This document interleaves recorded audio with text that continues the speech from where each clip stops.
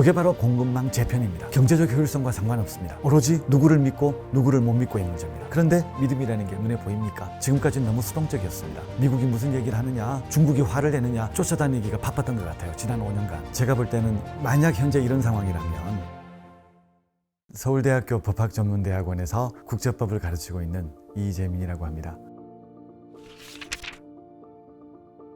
요즘 이런 얘기 많이 들어보셨죠? IRA, 반도체 지원법, 일본 수출 규제, 중국의 사드 보복 조치 여러 개 얘기 많이 들어보셨죠? 왜 이런 일이 일어나는지, 그 배경은 뭔지, 앞으로는 바뀔 것인지 한번 잘 들어보시기 바랍니다. 국제사회 전체가 정말 드디어 패러다임 전환의 시기를 겪고 있는 것 같습니다. 아마 1945년 2차 대전 이후에 거의 처음 우리가 겪는 패러다임 전환기가 아닌가 싶고요. 그만큼 또 지금이 중요한 시기입니다. 다자주의 체제라고 많이 들어보셨죠? 카트 WTO 체제를 우리가 다자주의 체제라고 하는데 경제적 효율성을 최고의 가치로 룰에 따라서 교육을 한다는 뜻입니다. 1947년에 시작됐습니다. 76년이 됐죠. 그게 무너졌어요.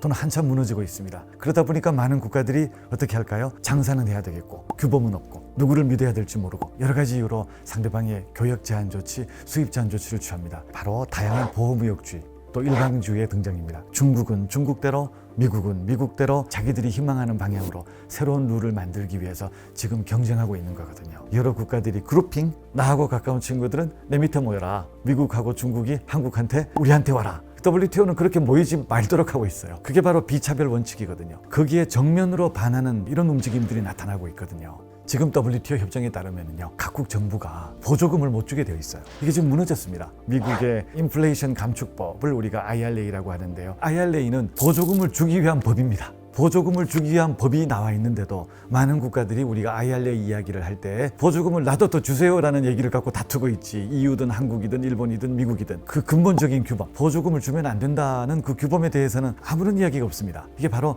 다자주의 체제가, WTO 체제가 이제는 더 이상 규범력을 상실했거나 상실해 가고 있는 상황이다라는 점을 보여준다고 하겠습니다. 그러니까 문제는 IRA가 아니고, 문제는 반도체가 아니고, 문제는 전기차가 아니고 새로운 쓰나미가 몰려오다 보니까 첫 번째 집, 두 번째 집, 세 번째 집 다 물에 빠지죠. 점점 다양한 보호무역 조치, 일방주의 조치에 노출될 수밖에 없는 상황입니다. 가장 대표적인 현상이 바로 공급망 재편입니다. 공급망이라는 게 뭔가 하면요, 반도체를 한번 예로 들어 보겠습니다. 반도체는 어떻게 만들어집니까? 누군가가 연구 개발을 하죠. 그거를 갖고 도면을 보고 누군가 만들고, 그 만드는 과정에서 부품을 다른 나라에서 가지고 오고, 다 만든 것을 적절한 루트로 외국에 수출하고, 그 다음에 그걸 받아 갖고 누군가는 쓰고, 이게 큰 사이클을 이루고 있습니다. 이게 공급망입니다. 그러니까 공급망은 품목마다 다 있는 거죠. 자동차에도 공급망이 있고, 우리 모두 갖고 있는 스마트폰에도 공급망이 있습니다. 이 공급망이 옛날 WTO 체제에서는 뭔가 하면 가장 효율적인 부분을 찾아가서 국제 분업 체제를 만들고, 그거를 통해서 스마트폰을 만들면 제일 좋고 제일 저렴하죠. 그게 카트 체제입니다. 그게 WTO 체제고요. 그게 지금 작동되지 않다 보니까, 그러니까 어떻습니까? 스마트폰이 국익에 중요하다라는 판단을 내리면 누가 가장 스마트폰에 들어가는 반도체를 잘 만드냐 보다가 어느 친구가 누가 가장 내가 믿을 수 있는 파트너인가를 보고 그 파트너한테 반도체를 사고, 가장 잘 믿을 수 있는 나라에 가서 조립을 하고, 요 나라 믿고 저 나라 믿고 저기 믿고, 믿을 수 있는 나라 5개 국가, 4개 국가를 모아서, 자, 우리가 효율성은 좀 떨어질지 몰라도 너 나 믿지?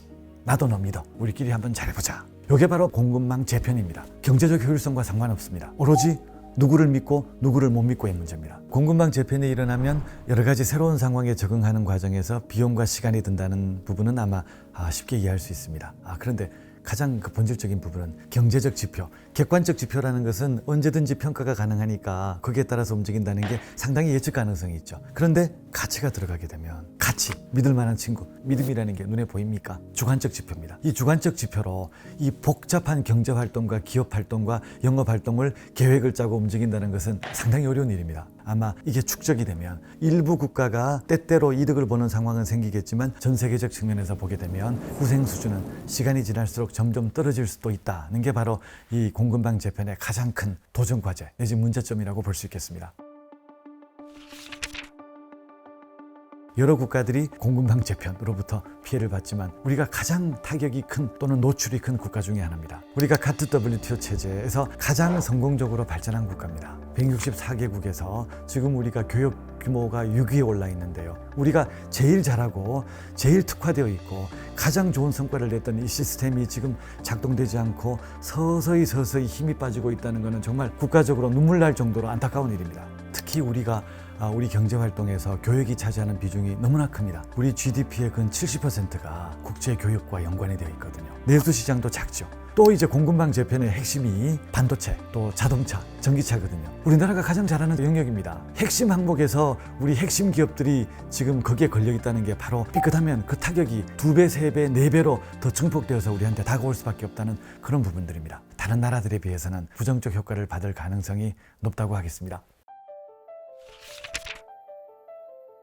지금의 이런 상황을 설명하는 지금 새로운 개념이 경제안보입니다. 경제와 안보의 융합 현상, 경제적 이슈를, 교역상의 이슈를, 투자상의 이슈를 국가안보 또 그 외교 정책의 관점에서 이 이슈를 본다는 것이죠. 험난한 시기에 우리나라가 살아남아야 되니까 협정이나 조약 보다가 먼저 뭔가 내가 살아남을 방도를 찾겠다라는 것을 표면화시킨 개념이죠. 지난 5월 달에 한미 정상회담이 있었죠. 그 논의의 거의 절반 정도가 경제안보 이야기입니다. 그 중에서도 신흥기술, 새로운 기술 분야에서 한국과 미국이 어떻게 협력할 것인가에 대한 논의가 많이 이루어졌는데요. 그런데 이 신흥기술에서 협력하는 담당자가 누군가 하면 과학기술정보통신부 장관이 아니고 산업통상자원부 장관이 아니고 국가안보보좌관입니다. 양국의 경제안보 시대의 도래, 또 디지털 시대의 도래를 보여주는 압축적인 상황이라고 생각합니다. 공급망 재편, 또 보조금의 대량 교부, 차별조치의 횡행. 제가 이게 전부 WTO 협정, 가트 협정 위반 소지가 크다고 말씀드렸습니다. 많은 국가들이 위선적이에요.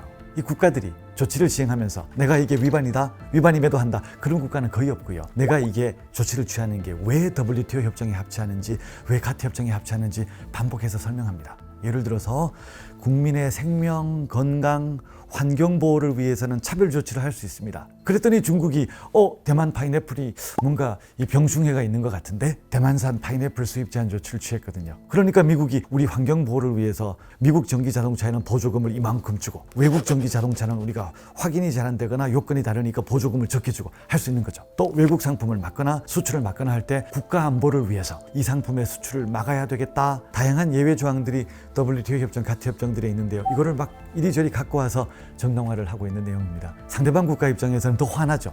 왜 이 조치를 취하는지, 왜 위반인지 아는데 이게 위반이 아니고 정당화된다라고 이야기를 하니까 그럼 나도 하겠다라고 보복에 나서게 되는 거고요. 이게 미국, 중국만의 문제면 두 나라가 마음을 바꾼다면 어떻게 되겠지만 그게 아니라 164개국 전체에 광범위하게 확산되고 있는 상황이어서 이 국제경제체제가, 다자주의 체제가 더 그 어려운 상황으로 빠져들고 있다는 게 지난 5, 6년간의 상황입니다.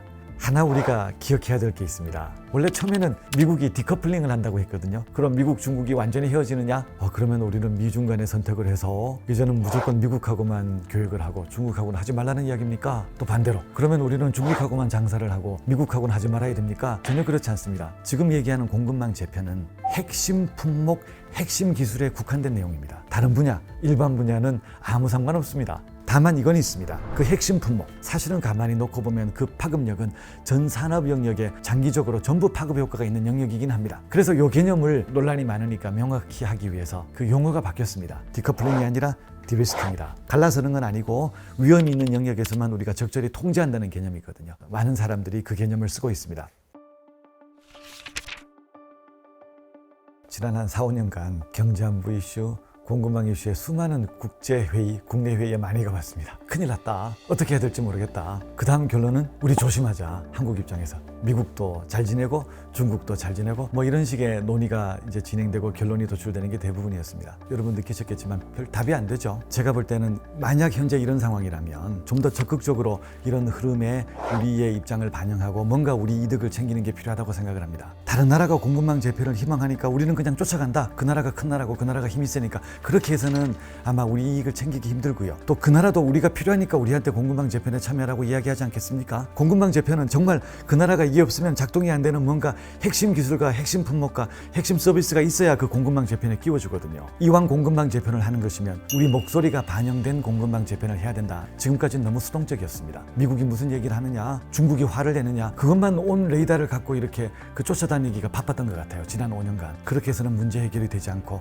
우리의 고민만 커지는 거죠. 그 다음 단계는 이 기회를 우리가 어떻게 활용하고 어떻게 우리가 받는 피해를 최소화시킬 것인가에 초점을 두고 현상을 타개해 나가는 작업이 필요하다고 생각합니다. 일종의 데미지 컨트롤이죠. 이제 이런 국제 규범을 논의하고 또 새로운 국제 현안을 논의할 때 이제 우리하고 입장이 비슷한 국가들이 있습니다. 미들 파워 네이션, 중견 국가라고 하거든요. 예를 들어 싱가포르, 뉴질랜드, 호주, 캐나다, 한국, 브라질, 남아공, 영국도 있고요. 뭐 이런 정도 국가들이 있습니다.